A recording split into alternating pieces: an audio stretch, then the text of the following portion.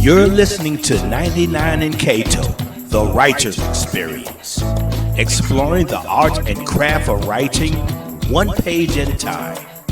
Join your host 99 and Kato as they dive deep into the crevice minds of writers of all kinds.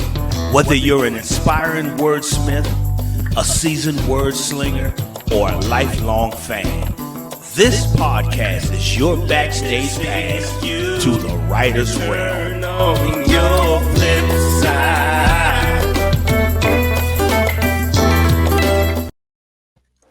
Yes. Ahoy, ahoy, ahoy, crew members. Hey, I like the grooves of that song when it comes in. You like that? Yeah.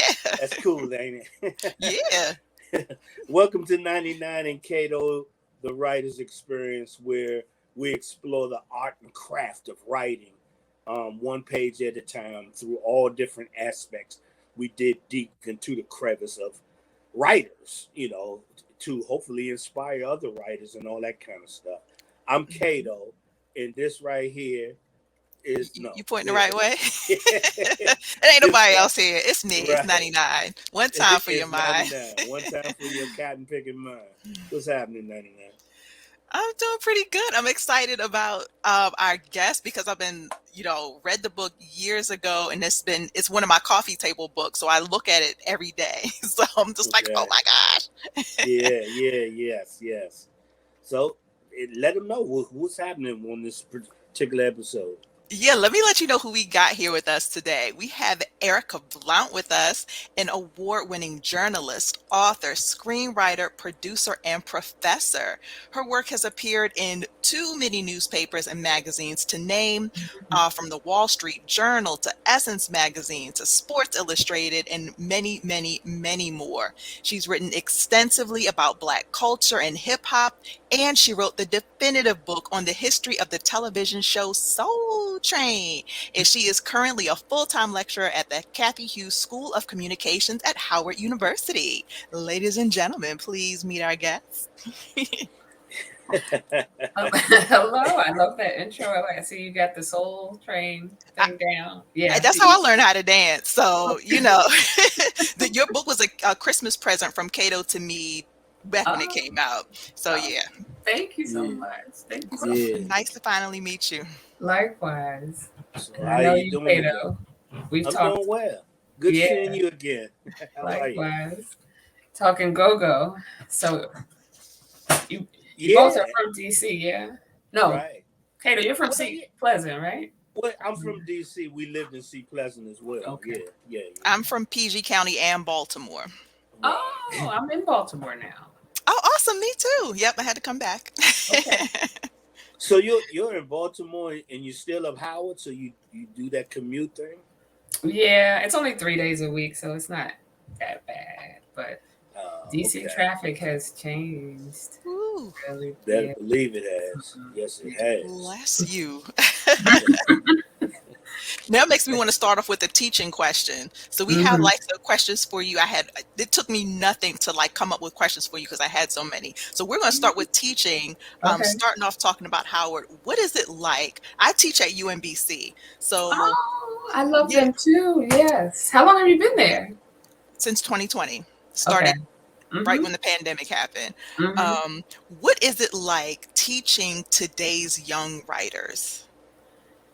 What are the challenges and the good stuff too? The good stuff. Yeah. The good stuff is that there are some that just are brilliant. They're really brilliant, and they. I'm excited about some of the writers, some of the topics that they have to talk about, some of the different devices that they use, and the other side of it is that I find that. Unless you really push them, they're not going to read sort of traditional formats in terms of, they'll read whatever's on their phone. They get the news that way. And so, but once you push them to do other kinds of media, whether it's reading books or, sort of traditional mainstream news, etc. They'll do it and they get it, and they're excited about it. So I think though it's it's a struggle sometimes. I asked them on the first day of class. I was like, "Where do you get the majority of your news from?" And a lot of them will admit that the shade room is their go-to source, and then I have to get them to do different things, and it works though. And it's really great to be at an HBCU. I went to a PWI, so this is and also to be back home in DC. But it's really great. They're really just like my children, really. And you've been there how long doing that in this position? Since 2020, since the same with when the pandemic started. Yep. Okay. So we did online. Did you guys do online? Yeah. Oh yes. Mm-hmm. Then it became a joy. I never thought I would think it was a joy to get back into the classroom, but absolutely, there's nothing like that in person. I want to see the light bulb come on. And then I started. I had Kato. I think every semester I taught, in every class I taught, Kato came to be a guest speaker. So yeah, getting them to talk about go-go, but I do community psychology. So getting him to talk about that. And of course, with him being a writer and, when you talk about those other mediums, getting them to, look at his website, you can do that kind of stuff as a resource also, primary sources and all that stuff. Yeah, well, speaking of that, one of my classes, they're doing a story on berry farms and gentrification, and they interviewed Mo Shorter from Junkyard Band. Okay. Yeah. So I would love to, and they're doing a whole piece on go-go, and more excited than I've ever seen them be about go-go. Right. So I would love to have Kato, you guys come to my class as well. Okay. Oh, that'd be enjoy, no doubt about it. What people I want to throw out there right quick, just on the side, people don't know that Eric and I share a platform. We both appeared in the TV One documentary about go-go, which was what was that documentary title? The beat. Oh yeah, the beat don't stop. I think that's what it was. Yeah. Don't stop. Yeah. So we both appeared on that platform, as well as other things we've run into each other together, like the time that Sheree and I, did the thing of Duke Ellington. Oh yeah. To teach the beat type of thing. And and I interviewed you for that MTV article. That's where I was trying to figure out where we first encountered, and I think that was our very first encounter. And he's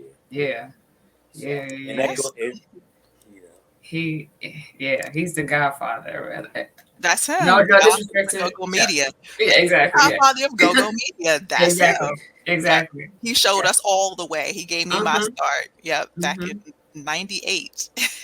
Oh wow. Okay. Yeah. So go ahead. No, I was going to ask another question because with me too. So I don't. It's your turn. It's your turn. Follow up. Well, I want to, because you're into the class in the new generation era. So if you're building up to that, I'll wait till we get to talking about the book that I mostly know it for. So you go ahead with your next question. Oh, okay. Well, I'm thinking about how you write the details of the cultural experience. Yeah. What got you into such details? Because a lot of people, when we think about it, attention spans, we think about how people learn how to write, and we think about how people package things for mass audiences. What got you into those real fine details of our cultural experience? I think, the way I look at it is that I want people to feel like they're there, like it's, like as visual as possible. Because particularly like with the go-go story, I felt like, go-go is a medium where if you're not there in person, you can't really fully experience it. And so the only way to do that is to really do it with details. What are all of the nuances? What are all of the things that bring people to go-go? Whether it's the the people that get the shout outs, whether it's, walking up to the stage, like you're, in the altar almost, like what are the things, are the clothes, what are all of the elements that go into it? So I want people to be there, basically. Same thing with Soul Train. For people who didn't have the opportunity to watch Soul Train, I want people to experience what we experience, whether it's, all of the different dancers, the lockers, etc. So that's where my head is at when I'm writing, is that I want people to experience it. Okay. Yeah. Go ahead, Kato. Okay. Okay.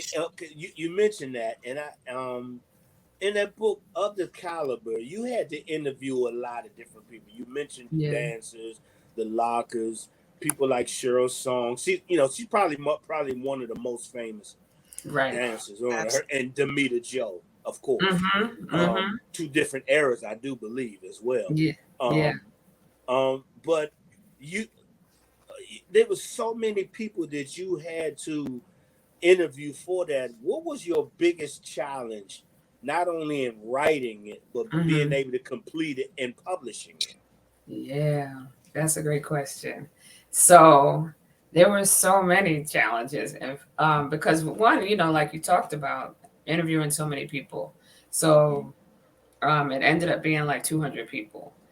And that's what I trying to figure out how to weave all of that into a story was really difficult. And it was, it was daunting. Like I was trying, what really helped is having like an accountability partner, somebody that's going to call you every day and say, hey, are you writing? Hey, are you doing this? Are you doing that? And I had that. I mean, and he would he called me like 6 o'clock in the morning. What are you doing? And that really helped to like every day get something done, because trying to really like whittle all of that down into a story was difficult. The way that I got it published was that I had a friend, Jam Donaldson, who I know Jam. Yeah. So she wrote the book "Conversate is not a word." So she was my best friend since third grade. And so she had an agent, and she introduced me to her agent, and then that's where I got into the publishing part of it. Because initially it was just an idea. I really just wanted to know what happened to some of my favorite dancers. Where are they now? Kind of. And I wrote a journalism piece about where are they now. Cheryl Song was one of them, like the main one, really. Demita Joe, like you mentioned, Fred Berry, all of them. So that's how it started. Yeah. And so have you? I'm sorry. Go ahead. No, go ahead. Go ahead. That. I'm sorry. No, go ahead. Just following up on that, when you just mentioned some of the dancers, have you been seeing lately over the past few years that they've been doing video clips of them telling the stories themselves? Yes. What do you think about that? I think it's great. I know you guys know, like the dancers really made the show. And so I was really intentional in getting their stories for the book, because I felt like they didn't get like the shine that they deserved. And so I think whatever, and they didn't get paid for dancing. Right. I mean, chicken. I was going to bring up the chicken. Kentucky Fried, no less. Which the worst of chicken you could possibly get.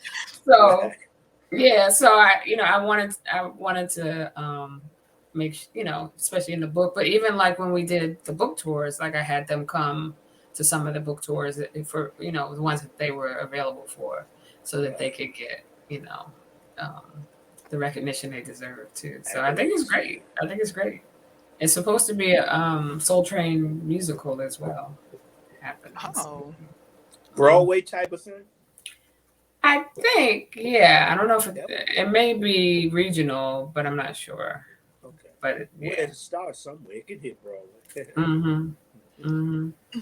I remember Kato was really into the TV show when it came on. Did you catch that? Yes, the BET. Yes, I think it was America's Soul. I think. Yeah. That was great too. Yeah. Did you watch the whole thing? I didn't watch the whole thing, but what I saw was good. What did it end? well, or I didn't watch the whole thing. okay. Me too. I stopped watching that. I'm trying to think out to remember the reason I stopped watching. It was losing me. I can't remember why, Yeah, because that was Yeah, some years it ago. lost It me. was. Yeah. I yeah, can't yeah, yeah. remember why, but it was I agree. losing. I agree. Yeah, So yeah. But you also write. I saw something about being a screenwriter So in your bio. that's new. Yeah, Okay. that's new. Yeah. So trying to remember how this came about. So this is my sister and I together. So my sister does film related work. And so we had just come up with this idea for a dramedy, the two of us. And we wrote the script and applied to Sundance and got in to do, like wow. yeah. And so this was, I think it was maybe 2 months, like an intensive. And so, we got a lot of great feedback in that. We got a lot of mentors, etc. And then most recently we did Pitch Parlor Sundance. And so we pitched the idea to, all networks from everywhere, NBC, Netflix, etc. And we got, some callbacks. And then the writer's strike happened. So we had to put everything on pause, but we were having these meetings and all that. And so now we're getting back to doing that now that the writer's strike is, they've had the negotiations. And so that's where we are for that. So I'm curious, how does that work? So basically, you just pitch the script and not the actual film itself? The Pitch Parlor, when we did that. Yeah. So I'm trying to think of how I can. So it's kind of like just pitching a story. So we were, there was a whole audience of people, and we had really, yeah, Slides for that? Like I'm like, I said, do you do slides for that? Because I'm like, and we practiced like over and over and over and over again. And and each time we were practicing, I would mess up something. But on the day that we had to actually do it in front of everybody, I did it. I was like, awesome. But so I don't know, how do you explain like a pitch? It was like just I wish I had it. Actually, I could probably send it to you guys at a different, But so it's like me and my sister kind of going back and forth, talking about the script, what's in the script, essentially, right. And at some point, sort of like acting it out, like a little bit of everything. Right. Just whatever you think will get there. I guess what I'm asking, I understand the process. I guess I'm asking, because you said you pitched it to Sundance, so I didn't know there was a platform with Sundance. I thought Sundance only accepts actual films. You know what I'm saying? They have like these training programs. So we had sent the original script to them to be in this training program. Okay, did. Yeah. Okay. Yeah. It's called the Sundance Makers Lab. And anybody can apply. You just have to, have a rough script. And if they accept it, then you are in this program where they're teaching you, all of the aspects of writing a script. That's cool. Yeah, I'm trying to get Kato to write a script based on his autobiography, because that's the first. When I'm reading that, I was like, I see this movie, and I think I sent you like a first couple of pages or something. And then Kato's been encouraging me and my husband to do ours independently. So, oh really? Yeah, and he's actually acting in our thing. Oh, wow. So we'll start production again on that in 2024. We started in 2020, and then we see what happened. Last thing we shot was March 12th, 2020. And then since then, Kato's been like, come on, we're just going to do this ourselves. You're just going to do it. So I'm like, okay. So it's so interesting to see all these different other avenues that people have to get their work done. Yeah. So we definitely have to connect after this, because there's a whole film community in Baltimore, I keep hearing about the film community in Baltimore. Yeah. One person here. Yeah. Mm-hmm. Yeah. So. Yeah, we're gonna bring Kato into it too. Oh yeah. Oh yeah. I'm trying to get the That's autobiography done. I'm sorry. That's one of my yeah. favorite stories. The story of It's his life. it's very doable. Yeah. And now's the time. Okay. Now's the time. Mm-hmm. You you went Yeah, next to question? yeah. Some people say there's nothing new under the sun, right? You know Mm-hmm. how some people say that. However, we're the Generation X, and we notice a huge difference. At Right. least I Yeah. can say a huge difference in new things with generations that came after us. Mm-hmm. Technology innovations has driven most of it. I Right. mean, Yeah. I remember being that TV show called Grownish, the spinoff from Blackish. Yeah. Uh-huh. I was Mm-hmm. intrigued by seeing the young generation and how technology kind of led the direct. I mean, was Mm-hmm. their main thing of everything. It's kind of like what Yeah. you mentioned earlier about your students. Yeah. Um, as a person who documents the nuances of culture, what are the things that you see that stays the same?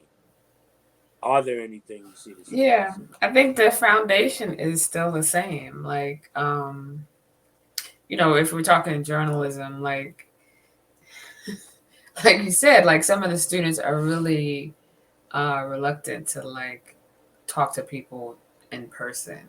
Like they're so used to being on their phones and texting and getting information, talking to people via Instagram or what have you.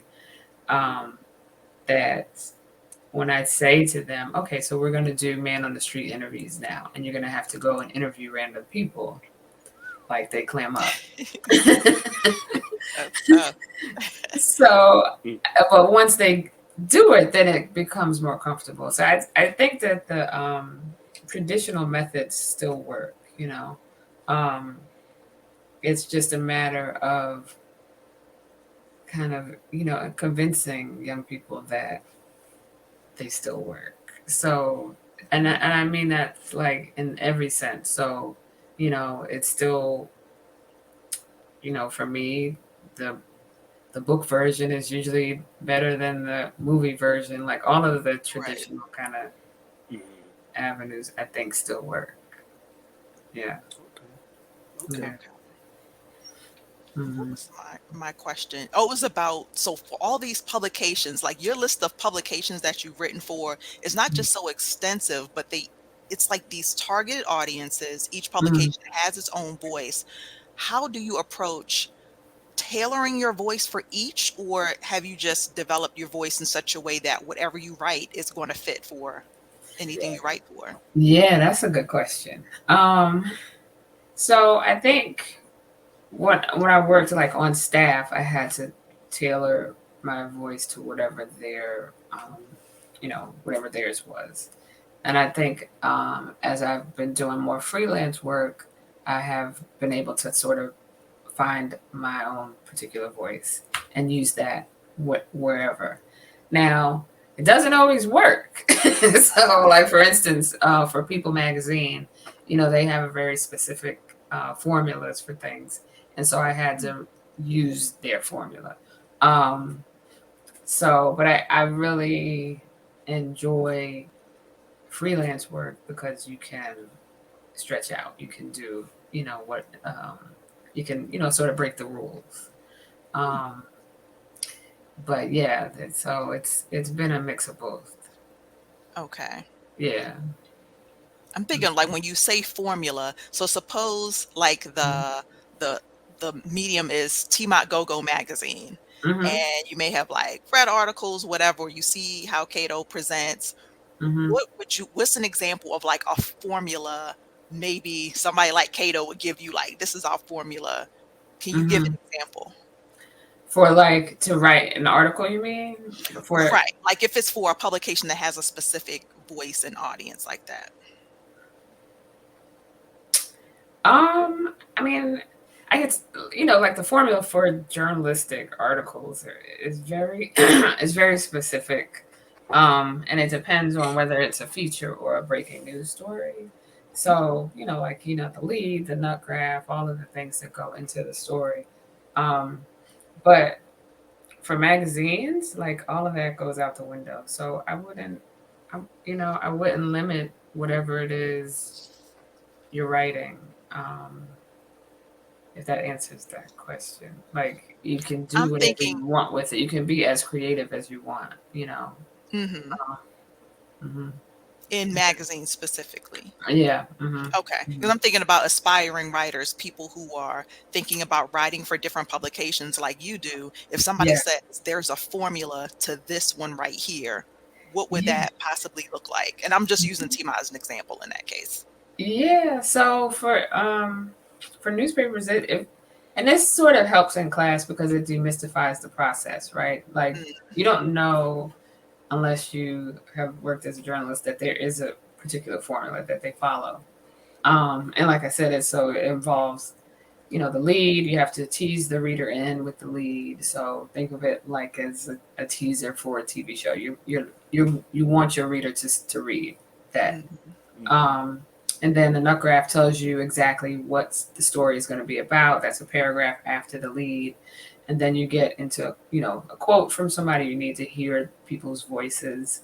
And then you get into the background of what the story is. You start telling the story itself. And at the end, you kind of come back around to the beginning. Okay. Yeah. So that's the formula. Mhm. Mm-hmm. And it helps students because they're like, oh, and once you know that and you read the newspaper, then you can deconstruct it and say, okay, this is what needs to go Mhm. where. Yeah. Right. Mm-hmm. Yeah. Okay. You got next or It's your turn. It's your oh, turn. my turn I'm to gonna burn? be fair about this. I know I'm excited, All but I'm right. gonna be fair about My this. turn to burn, everybody else's turn to learn. Let's do it. It's been about 10 years now since the Mm-hmm. release of Love, Peace, and Soul. Mm-hmm. Wow. That's a wow. Yeah, Time it's been flies. just Yeah. about, Okay. yeah. Wow. So have you thought about doing any kind of follow-ups? Has anything kind of transpired over that decade? We talking 10 years Yeah. that would make you say, okay, maybe there should be a follow-up with this. Yeah. So not a follow-up specifically to Soul Train, but I do have a project actually two projects that I'm working on now. One was just assigned to me from my agent, and the second one is actually both of them. Sorry, both of them were assigned to me from my agent. Mm. Um, but I do have another one that I just want to do Mm. when I get the time. So the first one that my agent assigned is about female rappers from the golden age of hip hop. Okay. And then the second Yeah. one, go ahead. No, Were I you- was just saying, no, that was interesting. That'd have been Oh, perfect okay, for the whole okay. 50 year anniversary. But go ahead. I know exactly. Yeah. And then the second one is about these twin architects, women that have built like the majority of Black spaces in the United States. So Black churches, Black colleges, et cetera, et cetera. So it's just a memoir about that. Oh Yeah. my goodness. But both still fall under the category of Culture. capturing the culture. Yeah. Yeah, Love that's it. true. Love Yeah. it. Yeah. Okay.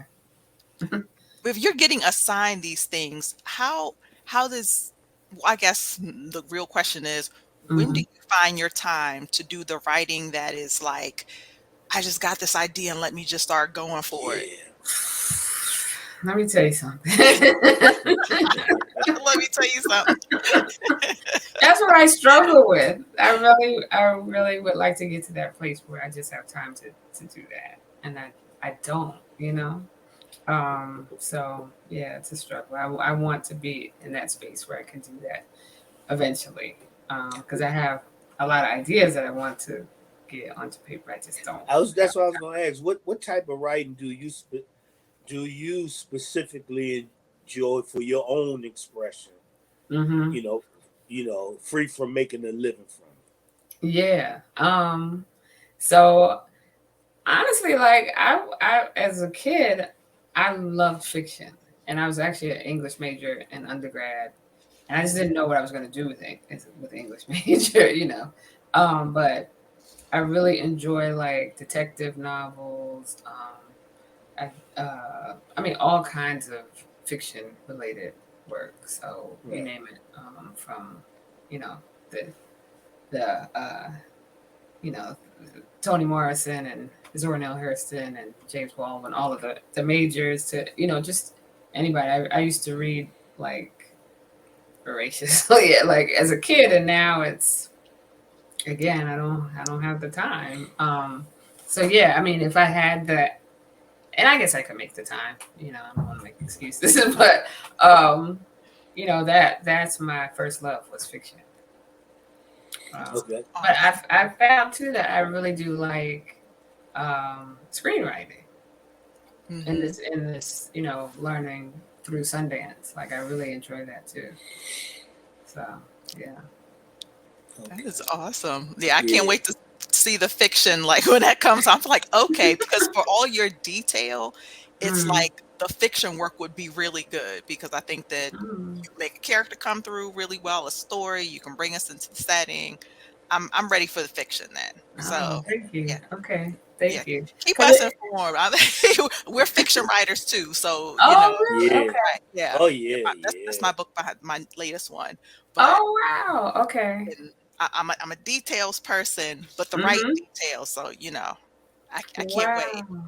Oh, wow. We got a Okay. ready audience. We're Well, ready. I admire you guys because it seems much harder. I love fiction. It seems, I you don't know. know. Is it harder, Kato? You named a couple. Say again. I'm sorry. I was saying, is it harder? Because you said it seems like it's harder. Do you think it's harder than Fiction? writing nonfiction? Not to me, because fiction, man, the sky's the limit. That's You true. know what I'm saying? You imagine, as far as your imagination. Now, I was a kid who had a heck of an imagination. You know, I could have a whole room full of people around me, and it's just me. But you know, enter a whole world. That's, to me, writing fiction is like diving into a whole world. But you're painting that picture. You're creating whatever it is. So nothing, every, like I say, the sky's the limit. The sky's the limit. This guy can be just as strong. This woman can be just as tall, as just whatever. It's you create him to be. That's awesome to me. Yeah, and it's a freedom in that. It's that you don't have to follow. Yeah. There is, until you get to, because he and I had this conversation too. Mine is actually came from, I thought I was writing a book about my dissertation work, but it turned into fiction, and the character took on her own life, and this is why it turned this wild story. And I'm just like, it came from a point of, how can I bring my dissertation work to broader audiences? But as soon as I formed that character, by chapter 2, she's talking about she wants to have sex with this one. Ooh, I got a crush on that one. And then we find out her past. It just goes into this wild stuff. So as you know, the academic mind is like, I can't write stuff like this, because they're, you know, what about my peers? And no, but releasing it, that you can put your own frustrations into it. Anything you was mad at somebody about back in 1992 is, you know, you can write that through. So I think it's a little bit easier. So that's the fun of it. I think that's the fun of exactly. it. Yeah. Because the funnest thing to me is not knowing where you're gonna go next. You don't even know where it's gonna go, because the character, you're following the character itself. Yeah. All right, I'm gonna get your book too. Okay. Yeah. Now you'll see how I had the outline and everything for her. The book is called "This Is Not How It Was Supposed to Go," because she went and did her own thing, but it turned into a much better book. I think because let her do her own thing. So I love it. I love it. What is your advice for aspiring writers? I mean, you know, the obvious is to read more, read as much as you possibly can. But I think overall, like, it's something that you practice. Like, it's like the piano. Like, you get better over time. And if you keep doing that, you continue to get better. I would also say read people that you admire and read it over and over and over again. Like, I don't know how many times I've read Their Eyes Were Watching God, but it's been a lot. And the accountability partner, like, that's big because, you know, there's so many distractions. Like, I could easily just say I'm going to watch, you know, XYZ on TV instead of writing. So somebody that's like, you know, calls you regularly, nope. It's very helpful. Yeah. Okay. Mm-hmm. Now, you know what, speaking of watching stuff, so there's evidence online that you were into a show called Mad Men. Yes. Yes. I was. No, okay, so Kato hasn't seen it yet. He's going to watch it. I want to check it. You're going to love this show. But what was it about it, you being a writer and a consumer, what drew you into that show? So, yeah, it's interesting. So, Kato, no spoilers. But hey, spoilers don't bother me. I tell you, yeah, he'll do it anyway. It won't stop me. Okay. Watch it anyway. Yeah. So, you know what really drew me? So initially, I wasn't. I was like, oh, this is, you know, it moves slowly in the beginning. But that was actually what I ended up liking about it. Like, it's the slow pace, and the storytelling. It was almost like a novel. Right. And then the characters were so complex, you know, particularly Don Draper and all of his backstory and all the things that because he was like, you know, an anti-hero, like, you know, he's like a bad person, but you love him, you know? Yeah, you love him.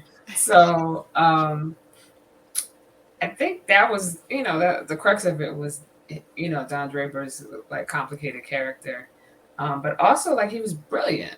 He was brilliant as an ad executive, and his creative mind was brilliant. And I think the storytelling was just, I don't know, it just grabbed you. Like, every week I couldn't not watch it. My current fixation is Top Boy. I don't know if you guys have seen Top Boy. Yeah, I haven't seen it yet. That I have seen. Okay, yeah. Okay. It's great. I'm not gonna spoil that for you either. But yeah, so I don't know. Mad Men was just it was just really well done too. I don't know. What were your thoughts about it? What's you? I thought I liked, again, that attention to detail and the way they write history into it. Because I think it may have spanned 10 years. I think it was about that time. But you could see, like, women making their way up through industry, through their own images in pages. Then by the end, when you saw the Black character come in, where it's just like all just the details and the way they put history in there. Something that stands out was, remember when the little girl walked into the room and she had like the plastic sheet from the cleaners over her head. So these days, there's certain things we know it's dangerous. Don't you ever do that. And her mom was just like, girl, stop messing with daddy's clothes and go back home. So it's like the littlest things. Her smoking while she was pregnant. Like, right. And it was, so much. I love the detail of it. And somebody or people had to sit back and put these things into every scene. Yes. The clothes too. I love the clothes. But it also is you know, the title is Mad Men, but really it ended up being about the women on the show and how they, you know, persevered and, you know, that time period of what was going on at that time. What's the time period of it? So 1950s going into the 60s. Okay. Is it like 55 to 65, something like that? Or because at some point the riots were happening too. Right. That's what I'm thinking. If the Black woman eventually got a job there, it had to be end of 60s or something. But right. Yeah. Okay. Yeah. Okay. Yeah. Very, very. You just have to stay with it, though, Kato, because it's slow. Well, I love the fact that I can, anything that I haven't seen, the fact that I can binge watch. I can take a whole weekend and probably get through all the seasons, which I have done. You know, which I'm doing, because there's quite a bit of, I mean, I've seen, you know how much, 99 know how much I love The Wire. But but but there's been other you covered that too. I did, yeah. Mm-hmm. Oh yeah, okay. But there's been Mm-hmm. other things that people told me to check out, and I get overwhelmed when I realized how far I'm behind in seasons. But once again, Mm-hmm. the fact that I can binge watch, I Yeah. can catch up that quick. So Mm-hmm. yeah, Yeah. that's not gonna be a problem. Yeah. Yeah. So So, yeah, I ended up covering The Wire because you did? I Oh, okay. met, Now that I didn't yeah, know. Okay. Mm-hmm. yeah, I was so I was actually covering uh a Sundance thing. So I met Andre Roy, Oh, right? well, yeah. Okay. Mm-hmm. Yeah, Royal at that. And while he was there, he got a call to be on The Wire. And so Oh. and so when I got back to Baltimore, exchanged numbers, I said, I'll, I was working at the city paper, Baltimore City paper. Mm-hmm. And I said, he was he got into the role so much that he was actually sleeping in somebody's basement. So and he was going to, Oh. rehab centers, doing all that just to get into character. So he would tell me Wow. to, come to set periodically, and so I ended up covering all 5 seasons of it. Um, Wow. yeah. And That at is the cool. time, didn't really realize, like, how big it was going to be. Like, we were at house Mm-hmm. parties with Stringer Bell, and I was like, what was I doing? Like, I should have.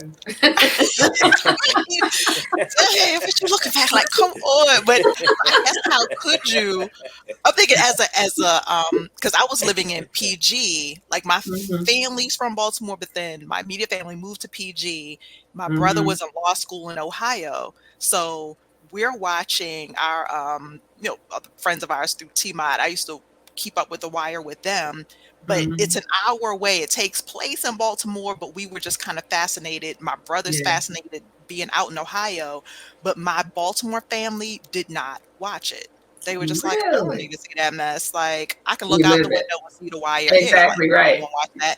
And it's hmm so funny to see. And I understood because probably if hmm I was living here, I would have said the same thing. But hmm it's just so funny how everybody who had moved out of Baltimore was so fascinated in it, and people who did not live in Baltimore loved it hmm so much and get really into it.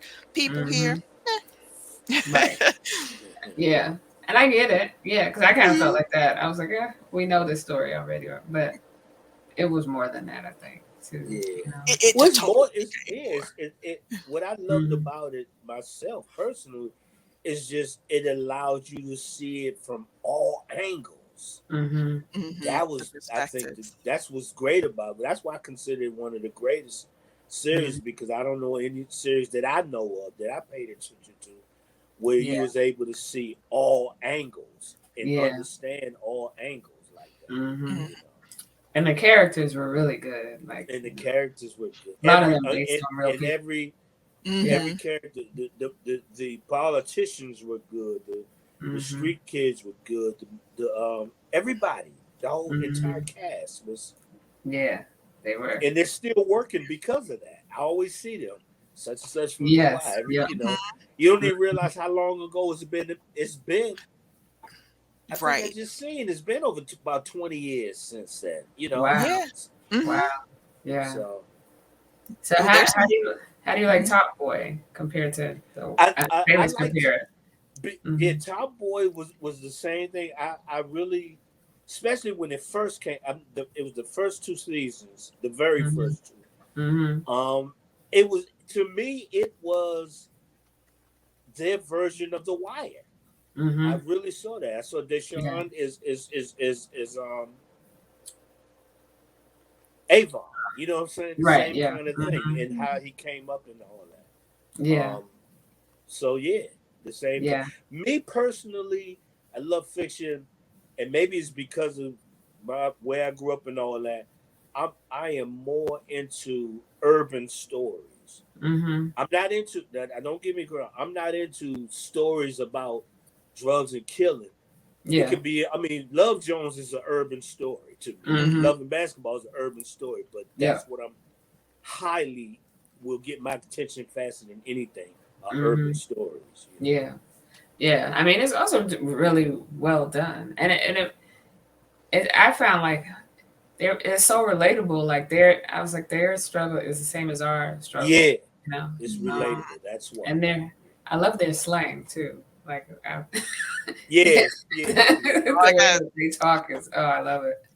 Like I stop boy soon then. Oh, you haven't seen Yes, you must. I kept skipping over it. Like I see it and I'm like, is it a whole lot of killing? Is it a whole lot? You know what I'm saying? Depending on my mood is when I'll start something. So, okay. It is, I guess. It's not as graphic though as The Wire was. So if you got if you could do The Wire, that's what I'm saying. Okay. Yeah. Okay. Mm-hmm. Yeah. I'll put that down. Yes. So if we got The Wire, Top Boy, you've named James Baldwin, Toni Morrison, Zora Neale Hurston. Mm-hmm. Anybody else in any other mediums or genres whose writing really draws you in? Wow.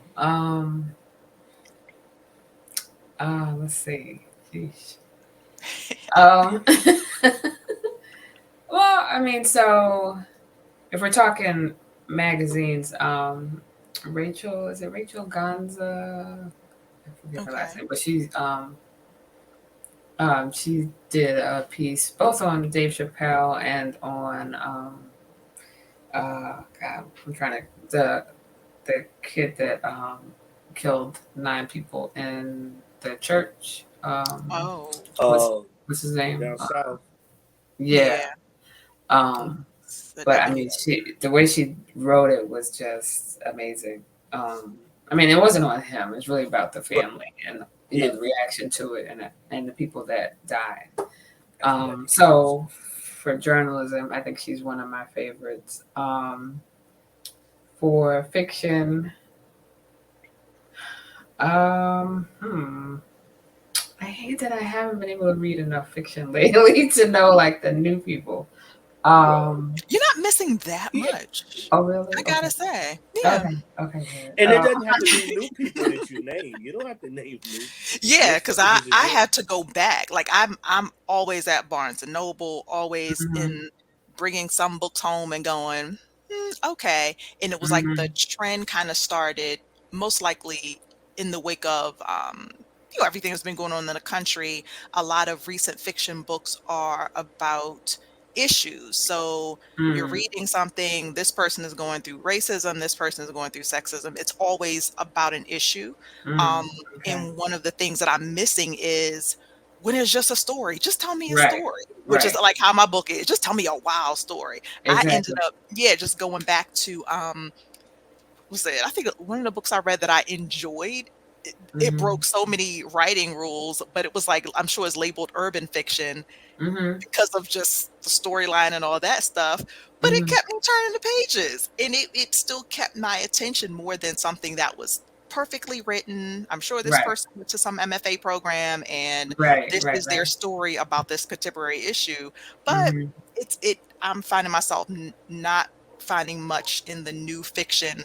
I'm going back some years to get what I need and then writing it myself also. Yeah. Speaking of urban, like the coldest winter ever. Yeah, that's one of my faves. I think that's the one that really turned me on to. And when I read that one, I wanted to read the other ones. Nathan McCall, makes me want to holler. Nathan McCall, McCall.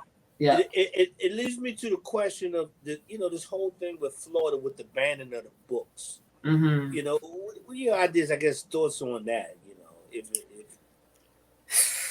Can we just cut Florida off the map? That's what I'm saying. When I see a list of some of the books that's being banned, I'm like, really? This one? Oh, really? What are some of them? Oh, what was one that really caught my attention?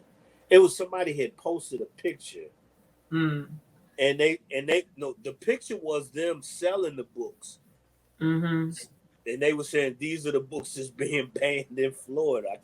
I can't remember offhand. Is Beloved banned? I think Beloved is banned. They probably Beloved is was one.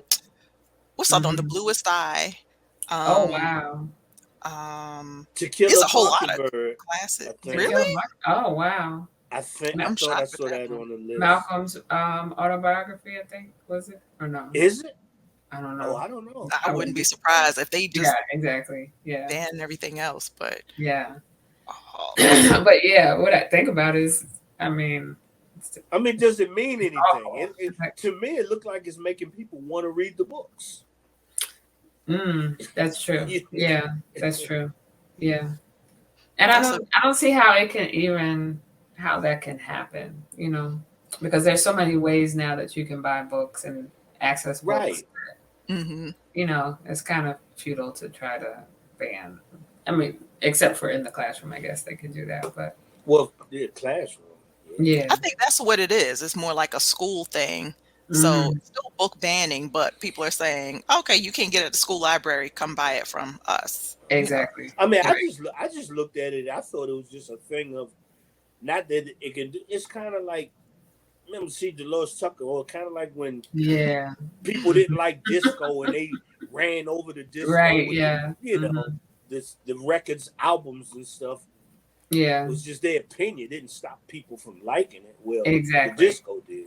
Exactly. Disco hurt it. It killed disco, but yeah. No, I don't think it was a result of that though that killed it. I think it just moved on to a different, that's format. what I'm saying. Moved on to a different format, what we call a house or whatever.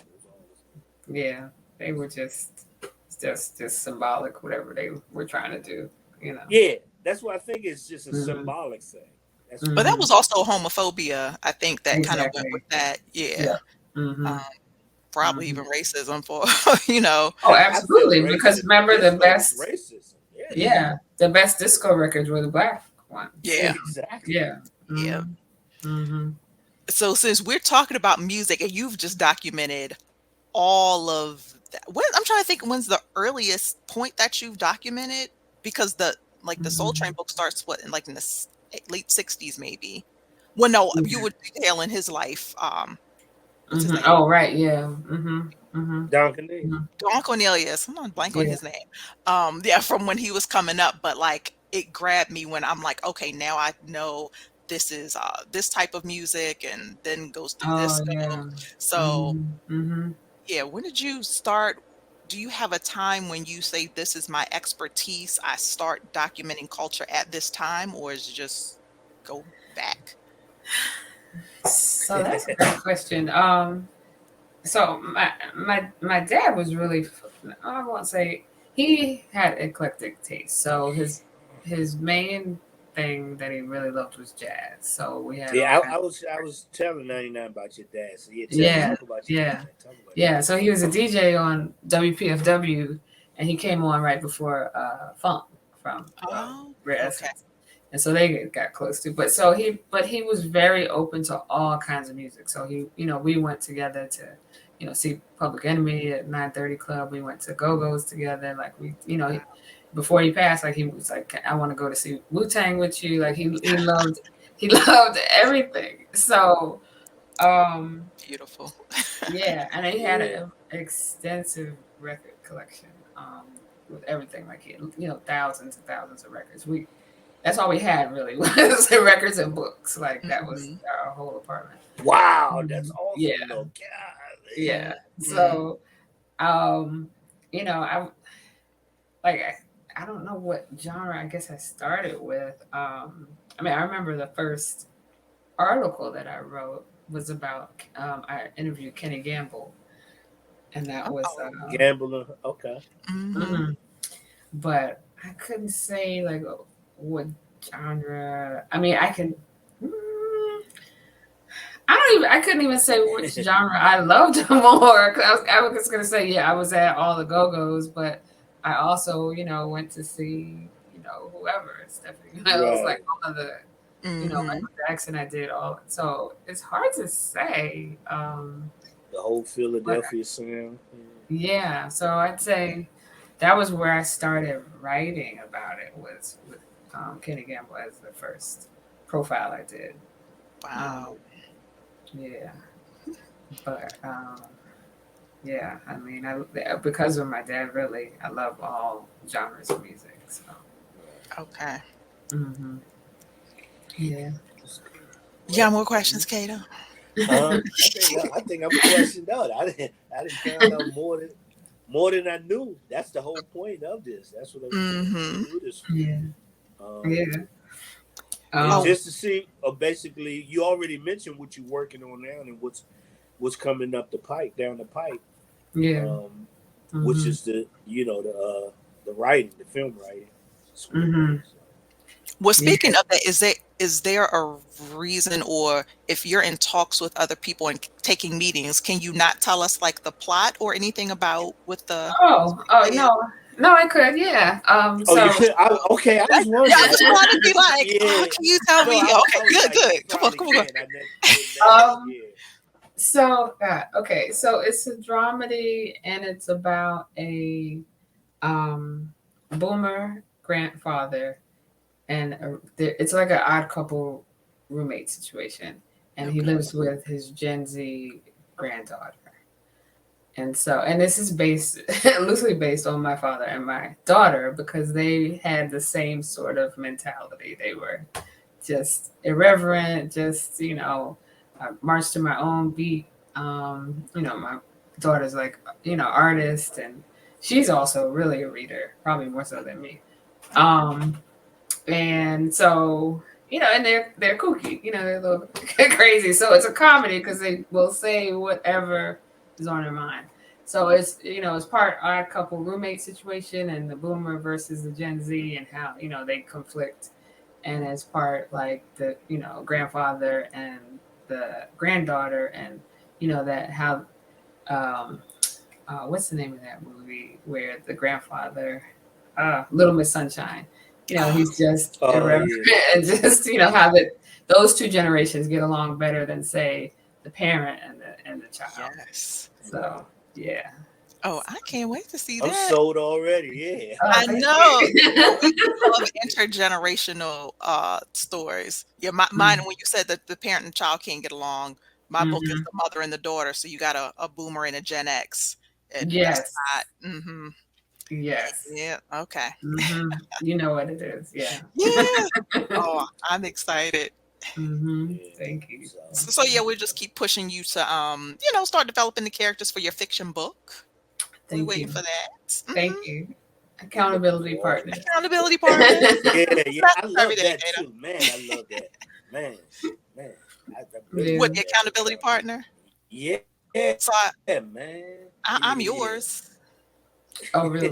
Cause you remember, reason I say that, cause one I've been writing for the past 10 years and ain't finished. You know the one hmm I'm talking about, the Glenn Mhm. Williams. So wait, so what new projects So are you working on? Both of you, new stuff.